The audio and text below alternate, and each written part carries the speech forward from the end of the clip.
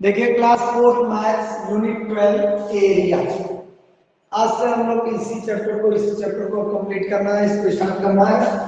तो एरिया से पहले हम लोगों ने पेरीमीटर के बारे में क्या सीखा था? सर ये 4C में हो चुका है। कोई क्लोज फिगर है, ठीक। तो हम लोगों ने पेरीमीटर में देखा कि कोई क्लोज फिगर है और उस क्लोज फिगर की जो बाउंड्री है उस बाउंड्री को हम ऐड कर देते हैं तो उसका पेरीमीटर मिल जाता है ना। लेकिन इस बाउंड्री के अंदर कोई सरफेस है, देखिए कुछ जगह घिरी हुई है। ये जो घिरी हुई जगह है, कवर्ड एरिया जगह है, curved surface by this boundary, इस सरफेस को हम लोग कहते हैं एरिया। एरिया की डिफिनेशन क्या हुई हमारी?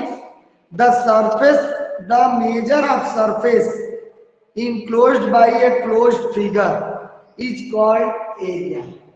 The measure of a surface enclosed by a closed figure. किसी closed figure के अंदर जो एरिया, जो सरफेस होता है, उस सरफेस को मेजर करना ये क्या कहा जाता है? एरिया। अब कौन सी चीज कितना ज्यादा जगह घेरेगी? अब भाई जितना हम करें, छोटा ये फिगर है और ये एक बड़ा सा फिगर है, दोनों ही क्लोज फिगर है। देखिए दोनों क्लोज फिगर है, लेकिन कौन ज्यादा सरफेस कवर कर रहा है? 1 या 2? 2।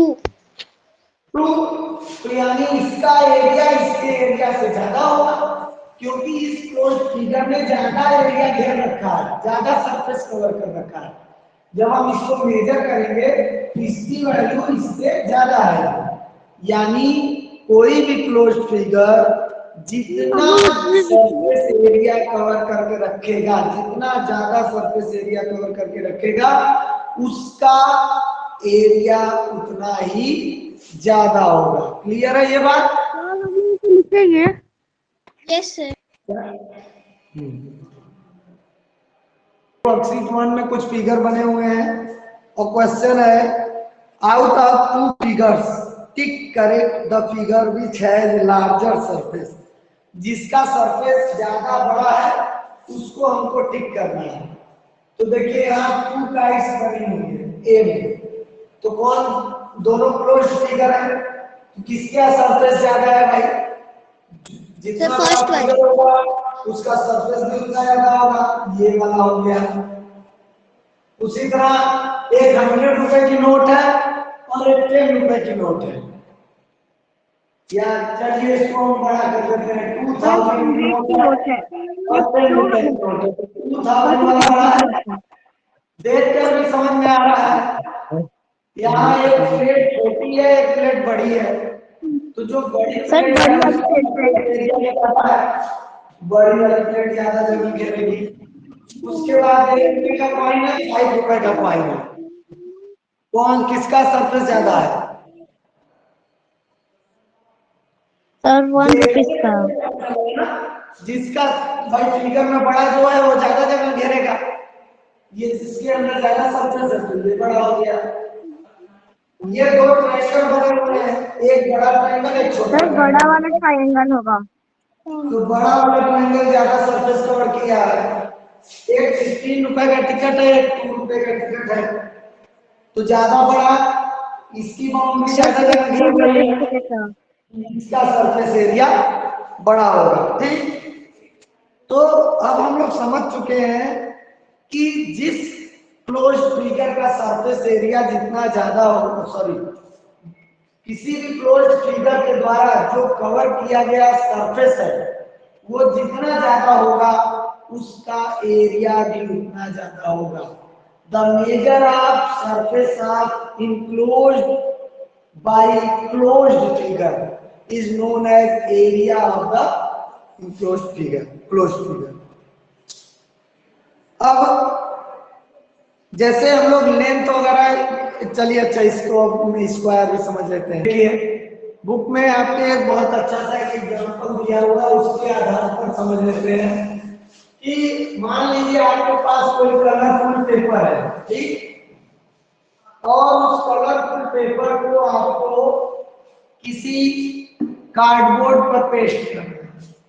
एक कलरफुल पेपर था और इस कार्डबोर्ड पर आपको उसे पेस्ट करना है। तो कितना बड़ा पेस्ट करना है, कितना पेस्ट करना है, ये कैसे पता चलेगा? जब हम कार्डबोर्ड का एरिया हमको पता होगा तभी ना हम उतना बड़ा कट करके इस पर पेस्ट करेंगे। तो एक बच्चे ने क्या किया, एरिया फाइंड आउट करने के लिए उसने कुछ कॉइन्स लिए, सिक्के, और उन कॉइन्स को इस पर बड़ा ऐसे बिल्कुल सही सही रखने लगे, बिल्कुल एक दूसरे के साथ बिल्कुल टच करा के, ऐसे ऐसे ऐसे और फिर ऐसे ऐसे ऐसे, ठीक। 1 2 3 4 5 6 7 8 9 10 11 बुक में 12 है, हमने 11 कॉइन्स, चलिए चल 12 कॉइन्स उस बच्चे ने रखा और फिर उतना ही 12 उस कॉइन के साइज का इसमें से कट कर लिया, उतने ही कॉइन के साइज का इसमें से कट करके पेस्ट किया। तो पेस्ट किया उसने, तो उसने नोटिस किया कि पूरा का पूरा जो कार्डबोर्ड था वो फिलअप नहीं हुआ। देखिए उसने पेस्ट तो कर दिया कट करके 12 कॉइन के साइज का, इस कॉइन के साइज का यहाँ से कलरफुल पेपर में से कटिंग करके उसने इस कार्डबोर्ड पर पेस्ट कर दिया। लेकिन क्या ये कार्डबोर्ड पूरी तरह से कवर हुआ? नहीं। क्यों? क्योंकि देखिए यहाँ जगह बच गया, यहाँ बच गया, यहाँ बच गया, इधर बीच में भी जगह बचे हुए हैं। तो यानी ये पूरी तरह से कवर नहीं हुआ कार्डबोर्ड, तो ये तरीका तो गलत हो गया, इस तरह से तो पेस्ट नहीं कर पाएगा सही। तो क्या करें? जब ये काम नहीं बन पाया तो उसने सोचा कि इस तरह तो गलत हो जाएगा, तो उसने क्या किया, उसने कार्डबोर्ड को स्क्वायर में डिवाइड किया, ठीक है, बिल्कुल बराबर बराबर साइज का उसने स्क्वायर के फॉर्म में ड्रा कर लिया लाइन, बिल्कुल सेम साइज का। तो जब सेम साइज का पता चल गया उसको, तो उसको कितने स्क्वायर की जरूरत थी? टाइप्स की। स्क्वायर का मतलब जिसकी चारों साइड इक्वल हो, यानी ये पूरी साइड आपस में इक्वल होनी चाहिए और इसी साइज के सभी स्क्वायर बने हुए हैं। अब उस बच्चे ने क्या किया, जो ये कलरफुल पेपर था, इस कलरफुल पेपर में से इस स्क्वायर के साइज का कलरफुल कटिंग किया, कट करके उसने पेस्ट कर दिया कार्डबोर्ड पर। ये देखिए स्क्वायर साइज का उसने कटिंग किया और कट करने के बाद उसने इस कार्डबोर्ड पर इसको पेस्ट कर दिया। तो जब इस पर पेस्ट किया उसने इस स्क्वायर वाले शेप को, कलरफुल पेपर को, तो पूरा का पूरा कार्डबोर्ड एकदम सुंदर डेकोरेट हो गया, कहीं थोड़ा सा भी जगह देखिए नहीं बचा है, पूरा पेस्ट हो गया। और जब हम कॉइन ले रहे थे तो उसमें बीच बीच में जगह छूट रही थी। यानी कि एरिया को फाइंड आउट करने का, मेजर करने का सबसे बेस्ट यूनिट क्या होता है?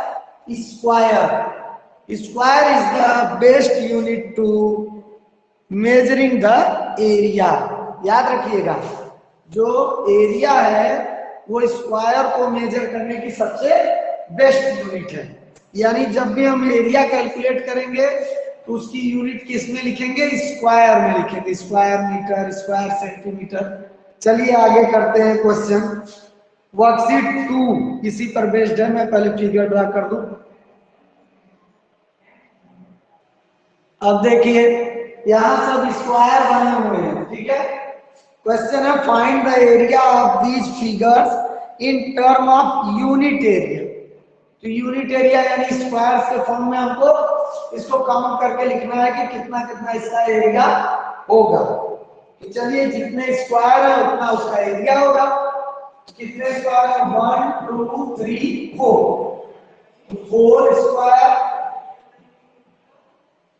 4 स्क्वायर। इसमें कितना है भाई? और इसको कॉपी में करना है या बुक में? नहीं, बुक में ही करना है। मैंने यहाँ बना दिया ताकि आपके वीडियो में भी साफ साफ दिखता रहे, कोई भी देखे तो उसको समझ जाया जाए क्वेश्चन क्या था। अब यहाँ कितने स्क्वायर? ओके सर, तो किस साइड पे लिखना है? हाँ, साइड में लिख दीजिए 5 स्क्वायर। यहाँ कितने स्क्वायर होंगे भाई? 1 2 3 4 5 6 7 8 9 10 11 12 13। ये हो गया 13 स्क्वायर। सही। अब इस फिगर को देखिए जरा ध्यान से, डी वाले को। 4 स्क्वायर तो सीधे सीधे दिख रहा है, 1 2 3 4 स्क्वायर तो सीधे सीधे दिख रहा है, लेकिन एक स्क्वायर और है। कैसे? आधा इधर आधा इधर, इन दोनों को जब ज्वाइन करेंगे तो देखिए ऐसे है ना, हाफ इधर है और हाफ इधर है। इन दोनों को जब ज्वाइन करेंगे तो एक स्क्वायर बन जाएगा। इन दोनों को मिलाएंगे तो 4 पहले से था, इन दोनों को मिला के हो गया 5 स्क्वायर। इसी तरह अब इस वाले फिगर में 1 2 तो साफ साफ दिख रहा है 2 स्क्वायर, लेकिन इस वाले हाफ और इस वाले हाफ को मिला दें तो एक स्क्वायर और बन जाएगा, तो हो जाएगा 3। फिर इन दोनों हाफ को देखिए, इधर का आधा इधर का आधा, जो ट्रायंगल बन रहा है, इनको आपस में ऐड कर दें तो यहाँ भी एक स्क्वायर बन जाएगा। 1 2 3 4। सर ये समझ में आया कि नहीं? कैसे होगा? सर डी वाले में 6 स्क्वायर होगा। 6 स्क्वायर होगा। मैंने फिगर गलत बना दिया है क्या? सही तो है। कैसे 6 स्क्वायर कैसे होगा बेटा? देखो सीधे सीधे जो स्क्वायर दिख रहा है 1 2 3 4, अब बाकी ये दोनों स्क्वायर कहाँ है? ये तो ट्रायंगल है। देखिए इन दोनों ट्रायंगल को इस तरह ज्वाइन करेंगे तब जाकर एक स्क्वायर मिलेगा। तो आधा आधा मिलकर एक बना है, यानी 5। 4 पहले से था, 1 और मिल गया 5। इसी तरह यहाँ पर 1 2 स्क्वायर तो साफ साफ दिख रहा है, बाकी ये आधा मिलकर एक बनाएगा, तो हो जाएंगे यहाँ पर 3। और फिर ये वाले आधे आधे मिलकर बनाएंगे तो यहाँ हो गया एक और, तो यानी टोटल 4 स्क्वायर। इसमें कितने स्क्वायर बनेंगे भाई? तो देखो सीधे सीधे अगर हम करें इनकी लाइंस को मिला देते हैं 1 2 3 4, ये लाइंस को मिला दिए तो देखो सीधे सीधे स्क्वायर कौन कौन सा बन रहा है? ये पूरा स्क्वायर 1 2 3 4 5 स्क्वायर तो पूरा पूरा दिख रहा है, लेकिन ये देखो किनारे आधा है, इस साइड भी आधा है, तो आधा आधा मिलकर एक बन गया, इधर का भी आधा आधा मिलकर 1 बन गया। 5 और 2 7 स्क्वायर बनेगा कि नहीं? सर बनेगा। हाँ, समझ में आ रहा है ना? ठीक, इसमें तो सीधे सीधे दिख रहा है कितने स्क्वायर होंगे? 1 2 3 4 स्क्वायर। यहाँ पर कितने बने? 1 2 3 4 5 6 7 8। सही है। एक चीज और, ये जो कि फिगर में दिया नहीं था, हम लोगों ने अपने मन से ज्वाइन कर दिया है। नहीं, ठीक है। 7 स्क्वायर, इसका 4 स्क्वायर, इसका काउंट कर लेते हैं 1 2 3 4 5 6 7 8 स्क्वायर। ओके, और इस वाले का कितना हो गया? 1 2 3 4 और 5 स्क्वायर। जितने स्क्वायर है उतना इसका एरिया हमने फाइंड आउट कर लिया। सही है ये बिल्कुल।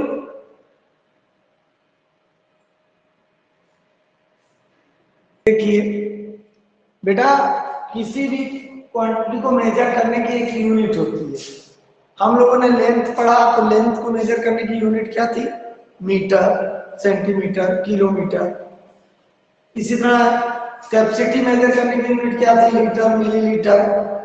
वेट मेजर करने की यूनिट क्या थी? किलोग्राम, ग्राम।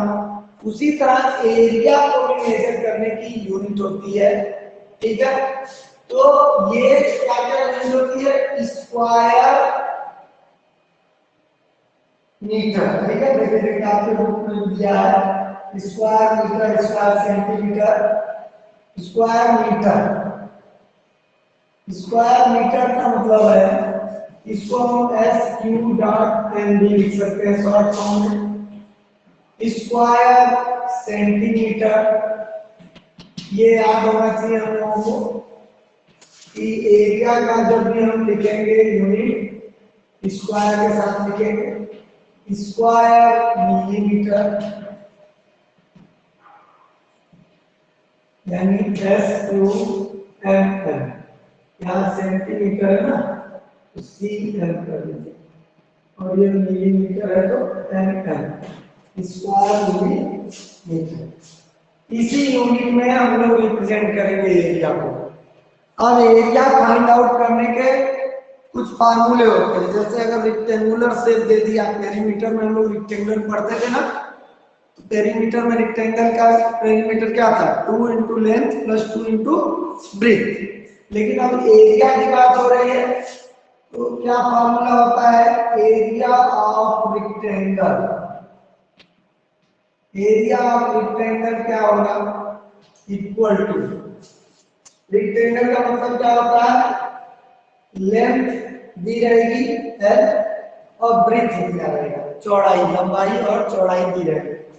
तो जो लेंथ होती है आपस में इक्वल होती है और ब्रेथ आपस में इक्वल होती है। तो एरिया ऑफ रेक्टेंगल क्या होगा?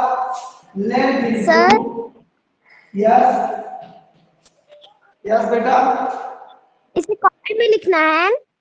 हाँ लिख लीजिए इसे कॉपी में। Length into breadth,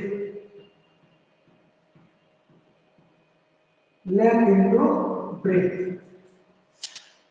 area of rectangle निकालने का फार्मूला है लेंथ इनटू ब्रेथ, या इसी को हम शॉर्ट फॉर्म में कर सकते हैं एरिया ऑफ रेक्टेंगल। सर जो आप ब्लॉग बनाए हैं उसी को लिखना है कॉपी में। ये पूरा लिख लीजिए आप, ठीक?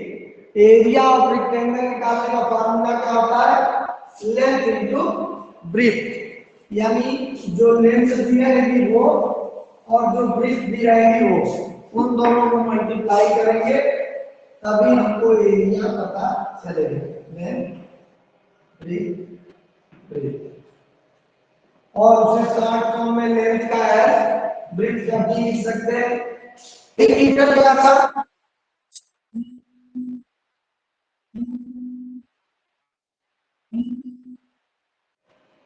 ये तो हुआ रेक्टेंगुलर फील्ड, अगर है रेक्टेंगल है तो उसका एरिया, और एरिया ऑफ स्क्वायर क्या होगा? Area of square. तो स्क्वायर में क्या होता है भाई? सारी साइड आपस में इक्वल होती है स्क्वायर की, यानी ये सारी की सारी साइड्स आपस में इक्वल होती है ना। तो यानी एक साइड जितनी बड़ी होगी उतनी ही सारी साइड्स की साइज होगी। तो हम इसमें लेंथ और ब्रेथ तो होगा नहीं, इसमें केवल साइड साइड साइड साइड होगा, तो साइड इंटू साइड कर देंगे।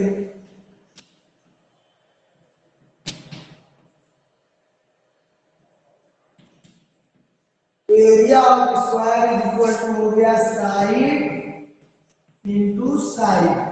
देखिए किया हमने वही काम, लेंथ इंटू ब्रेथ ही यहां लिखी है, लेकिन चूंकि स्क्वायर में सभी साइड आपस में इक्वल होती है, तो इस वजह से हम लोगों ने साइड इंटू साइड लिख दिया, लेंथ इंटू ब्रेथ नहीं लिखे। और रेक्टेंगल में क्या होता है कि लेंथ अलग होती है, ब्रेथ अलग होती है, सारी साइड आपस में बराबर होती नहीं है, इसलिए वहां हम लोगों ने लेंथ इंटू ब्रेथ नोट किया। एरिया ऑफ स्क्वायर हमारे पास हो गया साइड इंटू सरफेस साइड। सही है ना। ये दो फार्मूले हमको मिले, एक एरिया ऑफ रेक्टेंगल और एक area of square.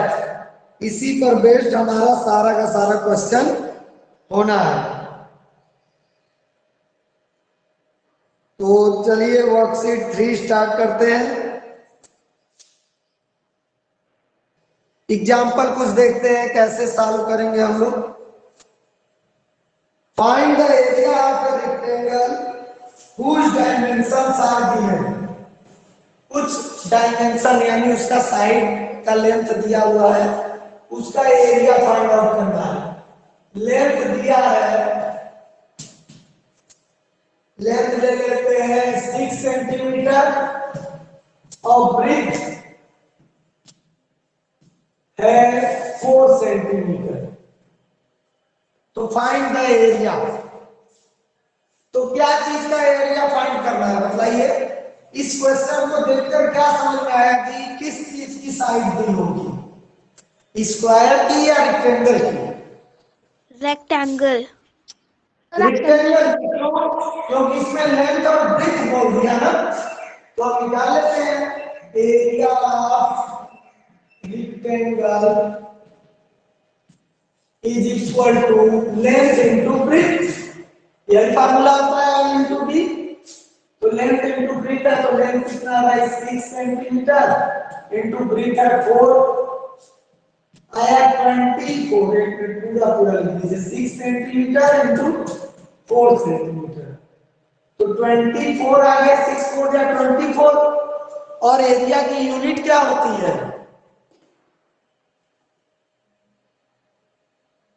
Yes, what is the unit of area? Sir square metre से square square. Centimetre square metre ना। सेंटीमीटर। हाँ, सब सेंटीमीटर में है तो स्क्वायर देखो 2 बाय सेंटीमीटर है, इसीलिए इसे हम कहते हैं स्क्वायर सेंटीमीटर। इसी तरह अगर कोई क्वेश्चन दिया है जिसमें लिख रहा है B question, find the area of following squares whose sides are given। Side दिया हुआ है, साइड्स आर ले लेते हैं इसको 5 सेंटीमीटर। एक स्क्वायर है जिसकी साइड 5 सेंटीमीटर है, तो सभी साइड्स 5 सेंटीमीटर में होंगी स्क्वायर की। तो 5 ये भी होगा, ये भी होगा, 5 सेंटीमीटर ये भी होगा, 5 सेंटीमीटर ये वाली साइड भी होगी। तो एरिया ऑफ स्क्वायर का फार्मूला क्या होता है भाई? क्या फार्मूला होता है? Side into side. अब देखिए क्वेश्चन में केवल एक ही दिया था नंबर 5 साइड। इसको देखकर हम समझ जाएंगे कि अच्छा स्क्वायर की बात कर रहा है, तो स्क्वायर में तो सभी साइड इक्वल होती हैं, यानी सभी के सभी साइड्स 5 होंगी। तो 5 इंटू 5 आ गया 25। यूनिट क्या रहेगी एरिया की?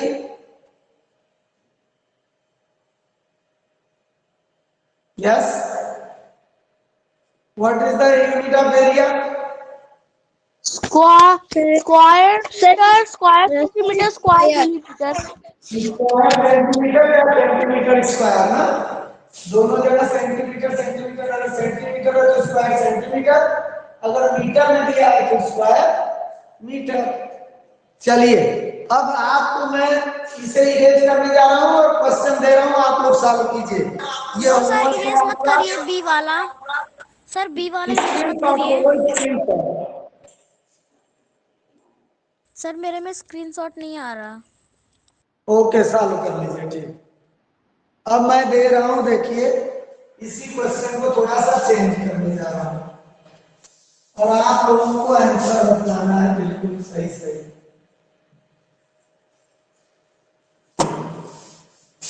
ये मैंने फार्मूला यूज कर दिया, क्वेश्चन सी और डी कर दिया। ये सी है, ये डी, और यहाँ जो लेंथ है अब चेंज हो गई है, ये 10 सेंटीमीटर लेंथ है और 8 सेंटीमीटर ब्रेथ है।